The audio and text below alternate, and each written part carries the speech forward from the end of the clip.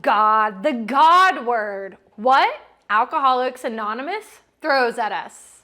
Hey, what's up, my free and powerful friend? I'm Magnify Maggie, and I'm the creator of the Magnify Method, which is an alternative recovery approach to teach you to think different in order to drink different, or never again. And I've got a really big problem with the amount of energy that AA roots into religion.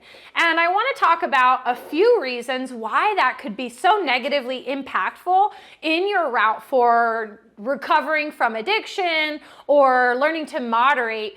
Because you know what? The power comes from you, not from up there.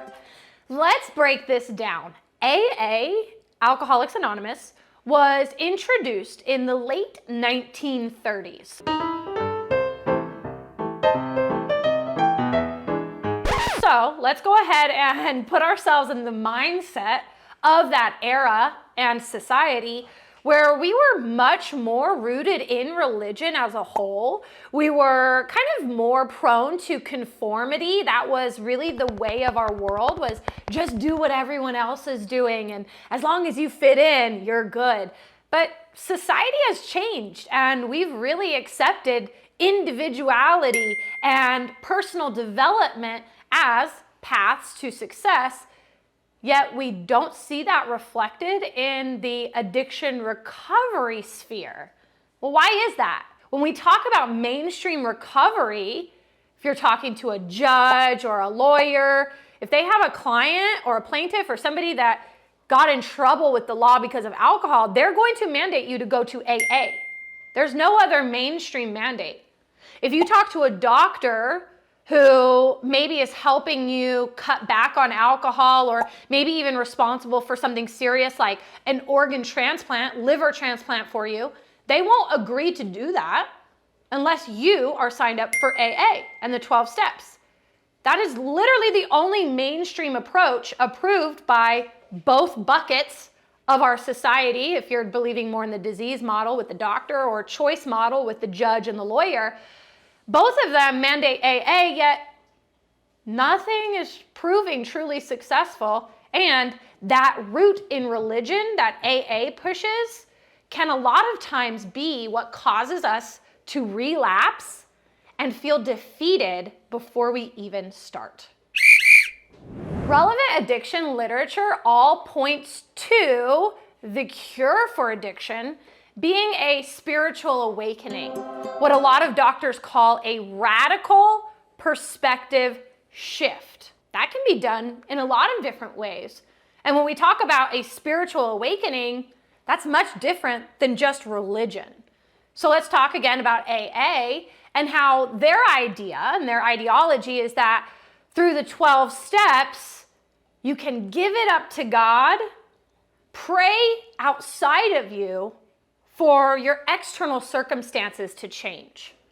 But I want to break down what spirituality is and how AA is kind of missing the mark in explaining and expanding your awareness about religion. And I kind of want to start with my own journey and where I saw this as a hiccup in the process. I had grown up with all of these hurdles and all of this trauma and loss to the point that when I started to follow the AA approach, I was so angry with God for what I had experienced, the loss of my brother, my mom being an addict, being an abusive alcoholic mother. If God existed, why would he have done this to me? Why would he have taken my brother? Why would he have taken my mom's health and happiness? And for a lot of people that are struggling with addiction, that is a huge sore thumb. That is a sore subject because we have been through so much trauma, trial, and tribulation that our relationship with God is non-existent or futile. We're angry.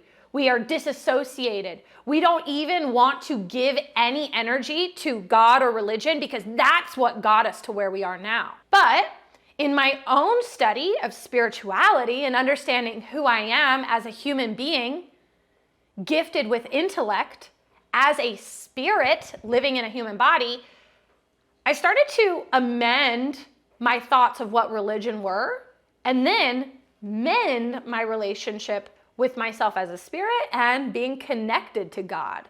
So this is going to kind of break down how to shift your thinking to embrace spirituality, even if religion isn't feeling that good to put your energy into, because I know from experience that life is full of traumatic experiences, and it's sometimes hard to forgive God right away. It's sometimes hard to move past that. And if you're working the 12 steps while also having a subconscious anger and rage towards God, you're not going to get the right results. So my hope is that this little spiritual lesson will help you in your own path to successfully moderate or live happily sober. Recall that we are what is called a triune being. We have 3 aspects to our essence.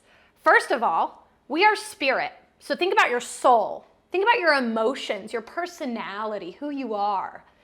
That is the non-physical aspect of you. The second aspect is your intellect. Also non-physical, but a magical gift that we've been given up here that's completely different than any other living creature on earth. You are gifted with higher faculties like memory, imagination, intuition. There's 3 others. You have these filters in your intellect to be able to process information and make good decisions. And then the third aspect, as a human, we are physical. So, to sum that up, we are spirits gifted with intellect, having a human experience. And unfortunately, what I have seen in traditional recovery is that they really only hit on the fact that we are physical creatures, and that when we want different results, we need to pray to a God outside of us. That he's somewhere up there and he's going to work his magic from up there down here. But that's not the case. That is oftentimes the mindset that causes such a division between you and your higher power belief, is that he's far away or it's far away and it's something that I just have to hope happens. Whereas spirituality, when you start to embrace it and learn more, you understand that whatever higher power you believe in doesn't work way up there or somewhere way far away from you. It's actually working to and through you. This energy from your higher power, whether you believe in God or maybe a divine power, maybe you call it Lord and Lady. There's all kinds of things that people believe in. Whatever your higher power is, that is running to and through you. So for you to make change, you have to accept that energy coming through you and shift it and filter it in a way that it moves out of you into a form that you love.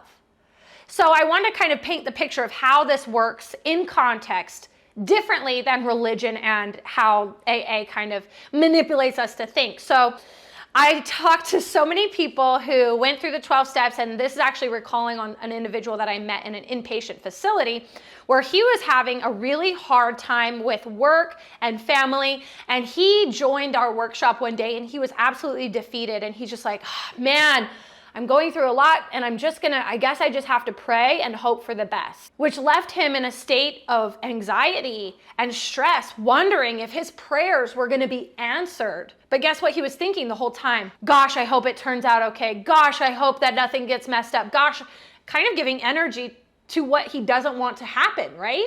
Whereas true spirituality, where you understand that you are the filter for the energy from God or higher power, whatever you believe in, the universe.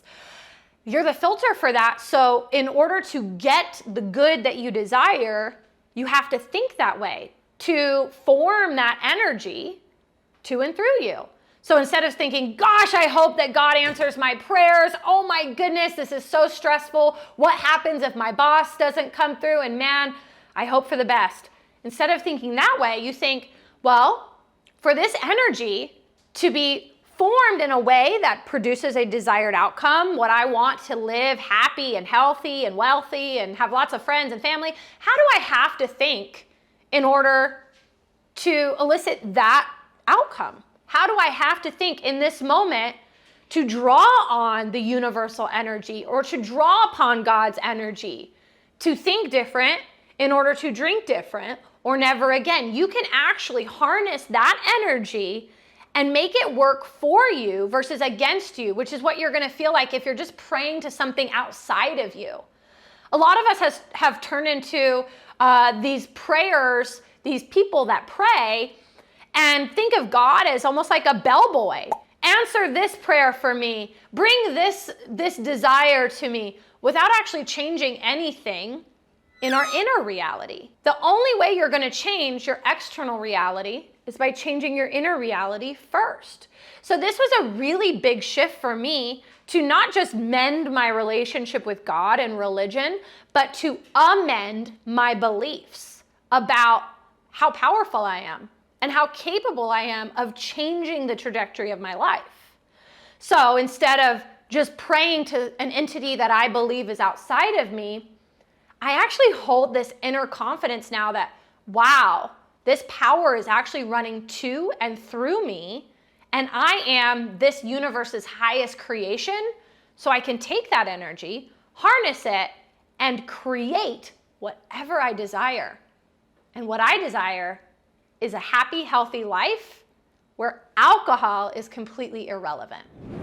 So remember that moving forward, you have to do what's going to make you feel good. And if you're very angry with God right now and your relationship with religion is very tumultuous and heavy, it's probably not going to make you feel very good to be chasing a prayer, to be chasing after results that you hope God fills for you.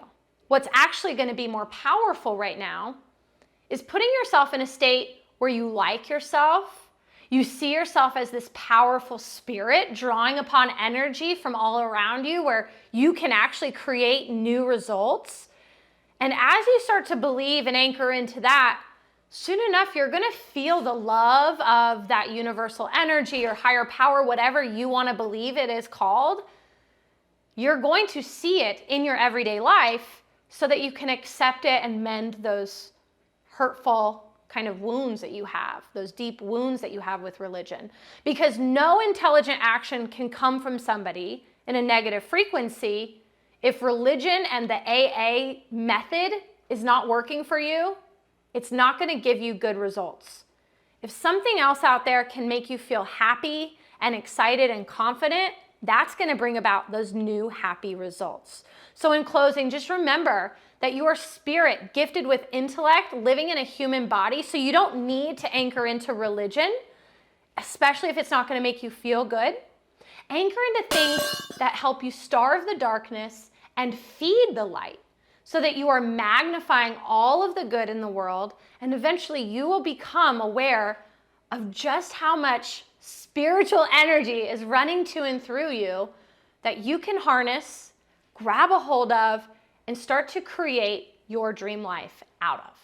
So remember, until next time, we are here with lots of motivation, education, inspiration, and even spirituality versus religion kind of mindset shifts so that you can truly go on with your life, the best of the rest of your life, where alcohol is irrelevant. And you can stand in the midst of all of this and not even have a temptation.